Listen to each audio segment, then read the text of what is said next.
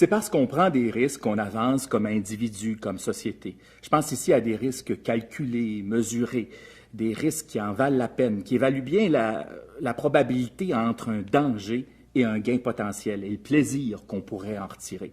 On appelle ça des risques dynamiques, mobilisateurs d'aventure, de vécu, des risques qui donnent plus de vie, pas plus de mort.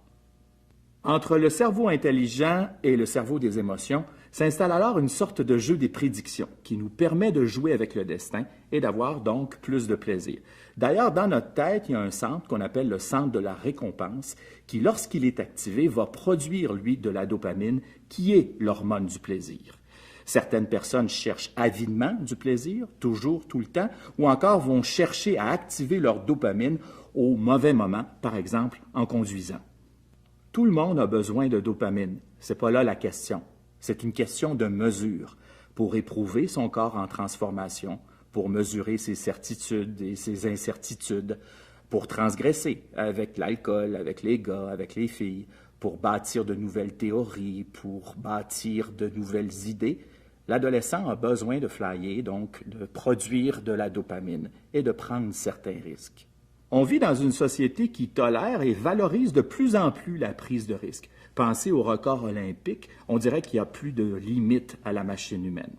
Dans la foulée, certaines personnes, plus que d'autres, vont chercher à prendre des risques. Certains vont se contenter de prendre des risques en allant voir un film d'horreur au cinéma, par exemple. D'autres jeunes vont aller en voyage hors circuit. Enfin, certains vont faire de la prise de risque un réel métier, avec un entraînement particulier, dans un contexte particulier. Je pense par exemple aux alpinistes, aux acrobates ou aux pilotes de course automobile. Enfin, d'autres vont prendre trop de risques, des risques hors normes, des risques dangereux, des risques détraqués. Pourquoi trop de risques? Parfois, tout simplement parce qu'on n'a pas suffisamment dormi. Le sommeil va beaucoup influencer la prise de risque. Et on s'est aperçu que les jeunes d'aujourd'hui dormaient en moyenne 1 heure de moins que ceux d'il y a 20 à 30 ans. Ce qui fait que leur concentration, leur attention et leur jugement au volant peut être diminué simplement parce qu'ils sont fatigués.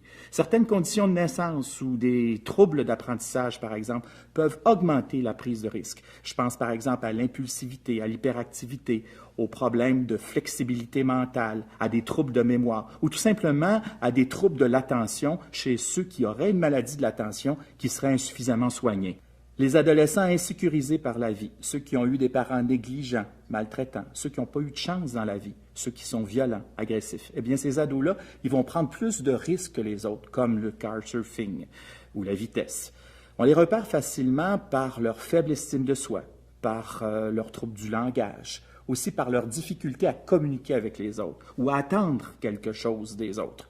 Ils multiplient les échecs scolaires, familiaux, sociaux, de toutes les sortes. Ils se tiennent avec certains groupes d'amis dans certains quartiers, avec d'autres amis qui sont enclins à d'autres dépendances. En fait, ils sont dans une escalade de risques.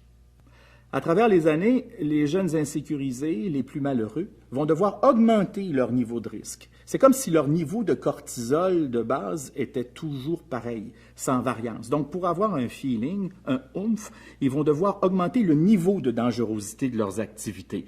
D'autres jeunes vont vivre un stress chronique et ils sont parfois difficiles à repérer. Ce sont les anxieux. On les retrouve généralement sur la banquette arrière d'une voiture et ils n'oseront pas intervenir auprès du chauffeur, même si celui-ci est saoul ou va trop vite, de peur de perdre des amis. Enfin, des adultes, des jeunes adultes et aussi des adolescents peuvent être tristes, dépressifs, sans amis, et un soir décider d'épater la galerie, c'est-à-dire de prendre leur automobile, de prendre le contrôle total de la situation et d'aller vite, très vite. C'est ainsi que certains accidents d'automobile peuvent masquer un suicide.